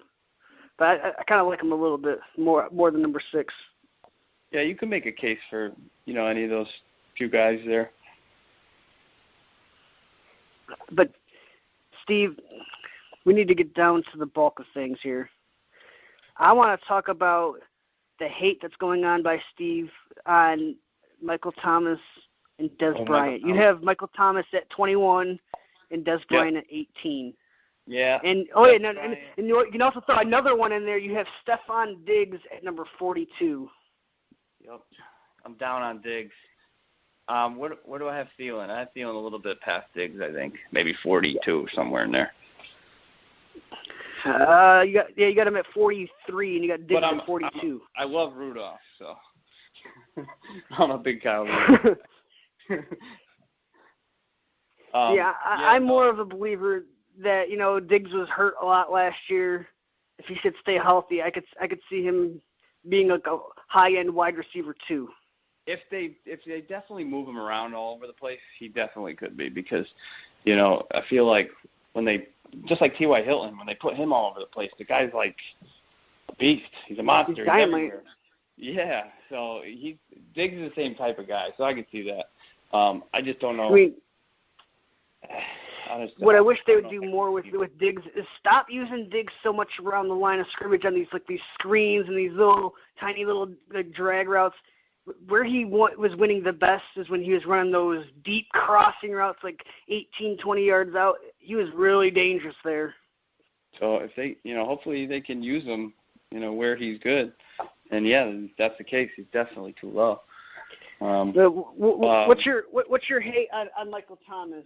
Michael Thomas, I just think he's taking a step back. I think he's going to get more coverage. I just don't think he's going to have the year that people are drafting him.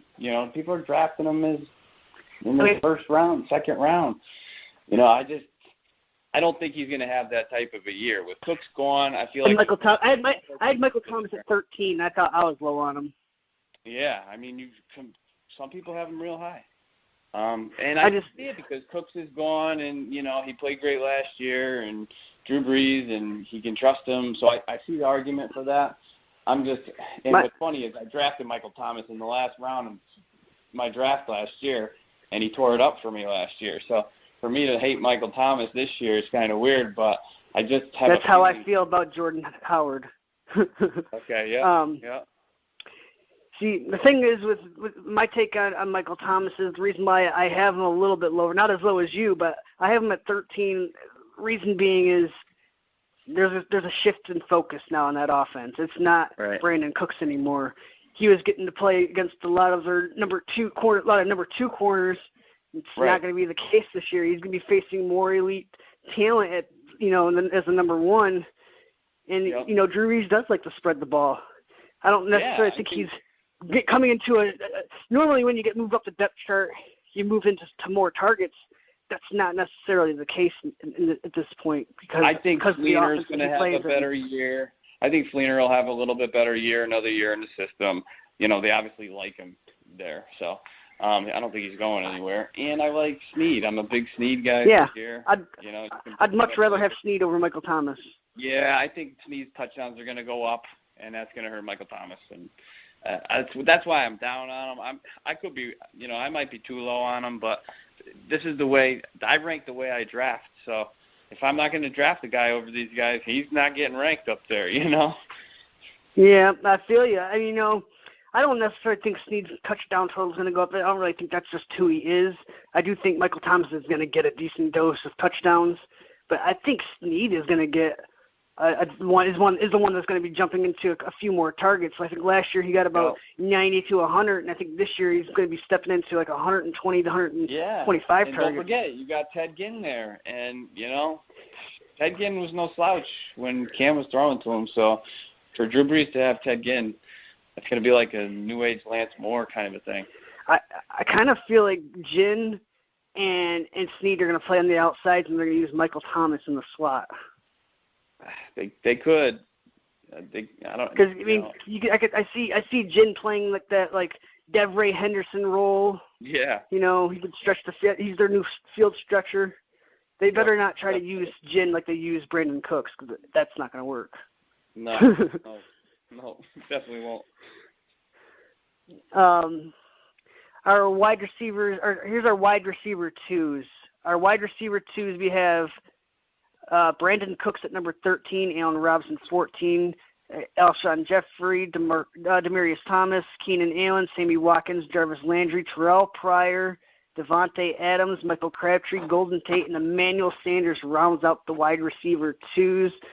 Is there any one of these guys that you think could potentially break out of the ones I just named?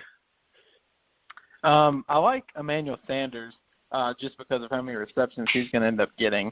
And, Michael Crabtree's low, too, because I would definitely take Crabtree above Devontae Adams.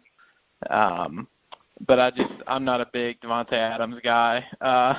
But, no, me either. Michael Crabtree and Emmanuel Sanders are the guy. Well, Golden Tate, too. I'd Golden Tate pretty high. I had him at 17, so... Yeah, I think one guy that I mentioned was Keenan Allen. You always look at because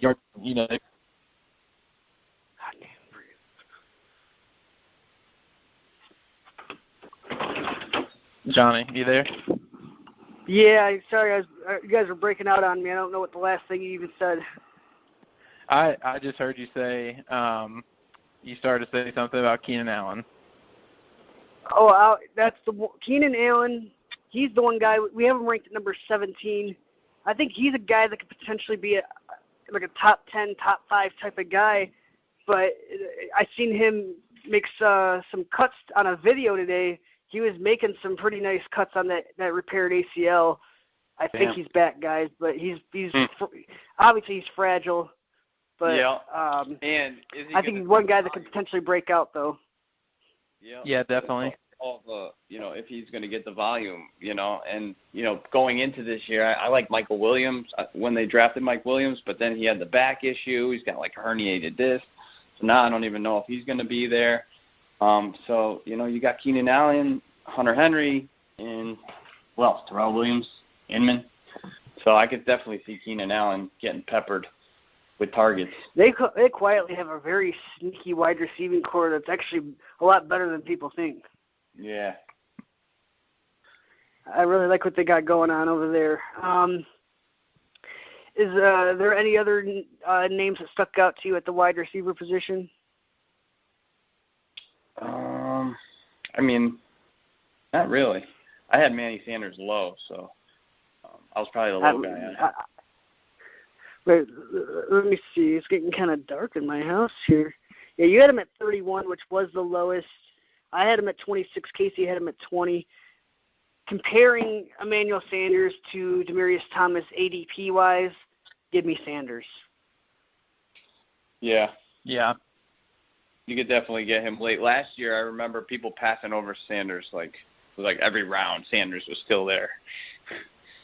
I think Sanders is going like the 7th round, and you got Demaryius Thomas in the 3rd. Yeah. Give me Sanders.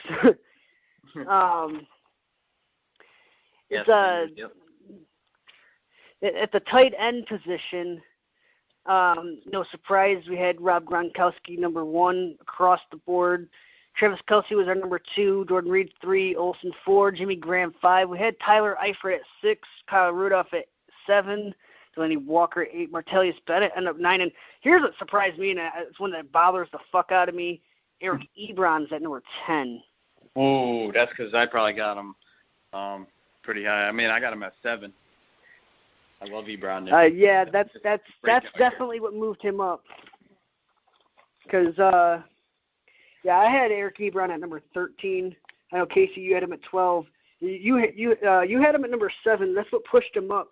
He actually had the same average ranking as Zach Ertz, but because he was ranked number 7, he went ahead of Zach Ertz. Okay. Yeah, I got Zach Ertz a couple spots behind him. But the tiers for me is like Rob's in his own, and then Jordan Reed and Kelce, and then I feel like it's Olsen, Eifert, and, those guys, and then I feel like Ebron's in that tier. That's how big I am at Ebron. I seen this tweet on Twitter where it was comparing the receptions and the yards to Travis Kelce, and then they were comparing Travis Kelce to Eric Ebron. Their receptions and their yards were nearly identical last year. Or maybe I think it was last year, but it was the touchdowns that separated them. Yeah. I think he only had 1 touchdown. Yeah. That's the problem. That's the problem with the Detroit offense.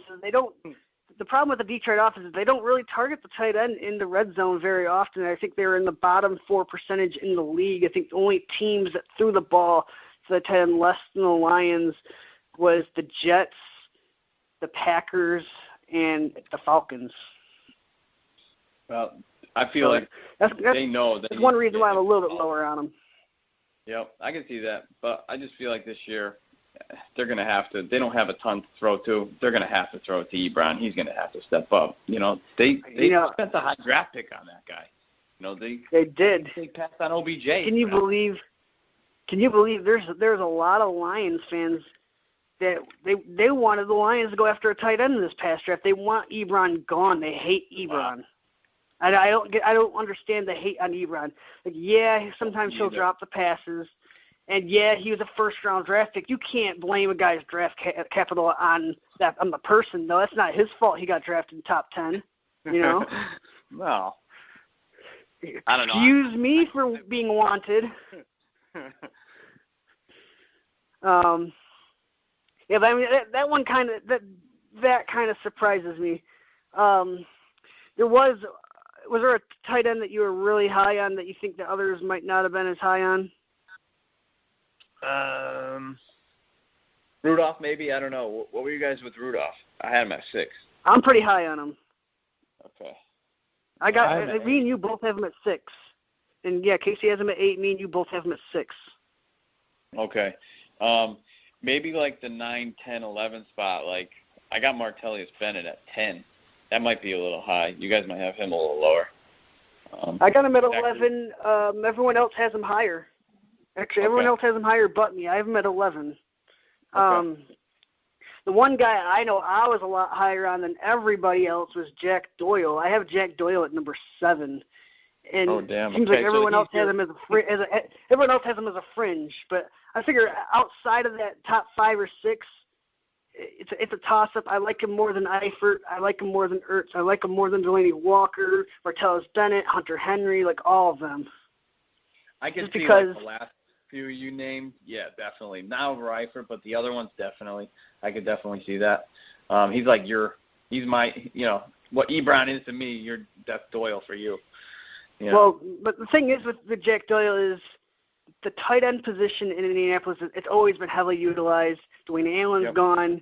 There's a 25% market share in the red zone that goes to tight ends. See, they love to go to him in the red zone. I think he has a chance to maybe he's going to be like a 5 for 50 type of guy, but he's going to have a high touchdown count at the end of the year. Yeah, if he gets those touchdowns, he's going to finish top 8, If he gets more than 5 touchdowns, he's definitely going to finish in that top 6, 7.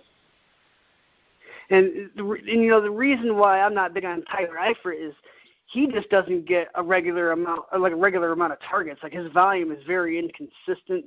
Even the year where he had like 13 touchdowns, he only had like 55 catches. There's a lot of tight ends who are getting more targets. Yeah.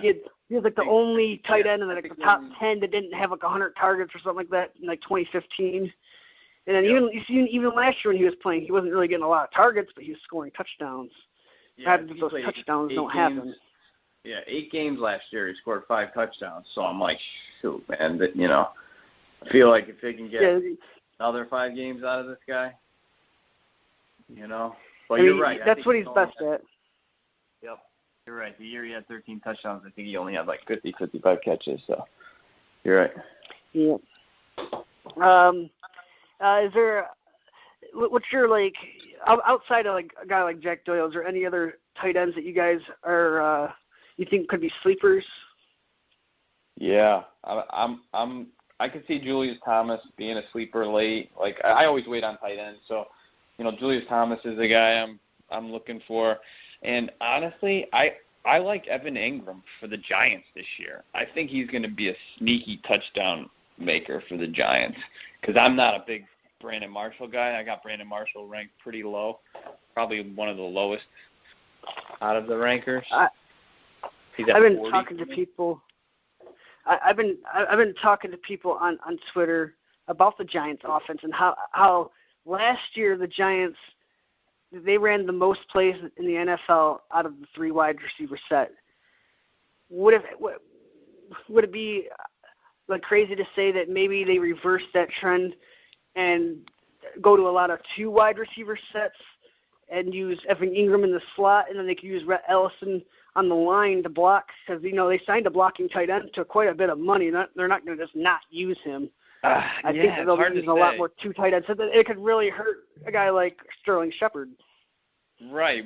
I feel like they need to do is run the 3 wide receiver set and then 1 tight end because Sterling Shepard needs to be out there. I mean, they very well may do that. I'm just saying, by looking at like their personnel moves throughout this offseason, they drafted a blocking tight end. They went out and they got a move tight end, and they went out and got Brandon Marshall. It makes me feel like they're going to go to like more 2 tight end or 2 tight end sets with Evan Ingram split out in the slot. You know what I mean? Yeah, that would be great. And I think that would immensely help out the running game that really struggled last year too. Yeah, that's the other thing. I'm not huge into the running game either this year, so I don't know. I feel like Evan Ingram can be a sneaky pick. Like this year's Hunter Henry. Do you know if they signed a fullback or not? I don't. Because if they signed a fullback, that's the quickest way to get your run game going is get out from the single back formation, put that fullback in there. Yep. So who knows? I feel like that there might be a little bit of a scheme change over there. Who knows? Maybe I'm just talking out of my ass. No, we'll see what happens. It'll be interesting to see when we get a little bit closer, see what these teams do. Is there anything else either one of you guys want to mention? David Njoku, I kind of like him with the Browns. I think he can be sneaky too. And he's going late. I just like his talent, and I feel like they drafted him. They're going to use him. I don't know. He could be a crapshoot too. But are we doing deep sleepers here? Yeah, I got him ranked 21. So I was just thinking guys that were like from the 16 range to the 22 range. Yeah. Kind of. I got him at like 24. Yeah. I know one guy, I don't even know if I have him ranked, but I'm going to keep beating the drum this year. One of my really, really deep sleepers this year is Robbie Anderson. I know he was on the practice squad last year, but, he was getting targeted a lot at the end of last year when Bryce Petty was in. Yeah, he was. And Bryce Petty could very well end up being the starter over there this year. They got rid of all the receivers, Brandon Marshall and Eric Decker. They got Quincy Enunwa, and that's it. So I really think that he could end up being a real deep sleeper. Maybe not a guy you want to draft, but he could definitely be like a waiver wire gem again this year. Yeah. Yep, definitely. I like Cooper Kupp and Robert Woods and the Rams. I feel like Cooper Kupp could be sneaky PPR guy, like a cheap Edelman kind of a thing. They love him over there. I know he's a rookie, but he could be like they've been raving over there about him. Yeah, he could be like that sneaky rookie pick that will end up. Is it quite possible that maybe he's just the shiniest piece of turd that they have? Yeah, it could be. He's the best of shit. Yeah. Like he's the best out of the worst. I never hated Robert Woods. I didn't think he was terrible. So I kind of liked them signing him, but I don't know, I like Cooper Kupp better. So yeah, definitely a shinier piece of shit. All right. I think that'll pretty much wrap it up. We went a little bit longer than I wanted to. I wanted to try to keep this to about an hour and a half. Awesome. So we went a little bit longer, but that's okay. Steve, I'd really like to thank you for coming on. You guys sit down as you guys can follow Steve on Twitter at Redraft Warrior. Please follow him. He's been coming out with some articles, a lot of hot shit's coming on lately. Websites, a lot of content's getting up there. So really glad that you got to come on and talk to us because you had the most interesting rankings by far out of everyone.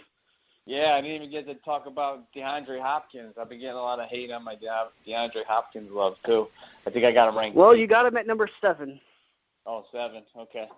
I might have moved Hilton up and moved Hopkins down to 8 on my rankings here. But either way, 7, 8, I still like him. I just kind of like I like the Texans' offense this year a little bit more. I like the fact that they signed Deontay Foreman to take a little bit of the workload off of Miller. People forget, man, they had a good team last year. They could have beat the Patriots. If they had a little better offense, they could have beat the Patriots. I think people automatically look at the Texans' offense and just dismiss it as a poor offense, and I don't think that you should do that. I feel like that offense is better than people think. Sure, and I mean you gotta think that guy. 1/6 of his total targets were uncatchable. It's like a 50% catch rate, So I feel like just having Brock Osweiler out of there, that's going to help things over there immensely. And I actually do like Deshaun Watson as a quarterback over there too.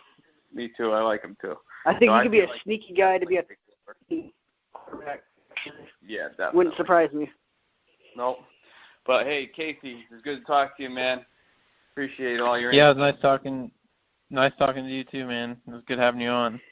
Okay, yep, guys. If you guys wish, you could follow Casey on Twitter at FantasySCentral. Please, if you like this show, leave us a rate and review on iTunes. You could tell us how awesome we are. You can tell them that, that Johnny guy, he doesn't know shit. I don't care. Just give us an honest review. It'll greatly help us and support us. We're also starting to push out our Patreon page. Also, I'm probably going to edit this to where it's at the beginning of the show. We have our June T-shirt winner. we every month we give away a T-shirt to someone who leaves a review on iTunes for us this year. Or this month, our buddy PK Ripper, he's the winner of our Fifth Down T-shirt. If you would like to be entered into the winnings for July, we got plenty of time. So just leave us a rate and review on iTunes, screenshot that shit, and DM us on Twitter, and you'll be entered in the winning for a T-shirt. All right. Thanks. You got it.